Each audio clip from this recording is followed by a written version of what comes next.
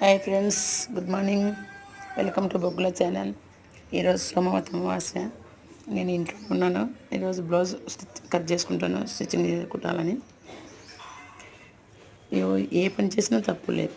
ఎవరి కర్మ వాళ్ళు అనుభవించి తప్పదు అన్నట్టు మనం చేసే ప్రతి పాపము అప్పు లాంటిదే. ఏదో ఒక రోజు వడ్డీతో సహా తీర్చాల్సిందే. చేసే ప్రతి పుణ్యము పొదుపు ఖాతాలో వేసినట్టే. ఆ పుణ్యం అనేది ఆపద సమయంలో ఆదుకుంటుంది. అలాగే మనం ఏ పని చేసుకున్నా మన పని మనం చేసుకుంటే చాలా మంచిది. నేను ఏ రోజు ఖాళీగా ఉన్నా కదా, పండగ వస్తుంది, బ్లౌజులు ఉంటే స్టిచ్చింగ్ చేసుకుందామని బ్లౌజ్ కట్ చేసి రెడీ చేసుకుంటాను అన్నాను.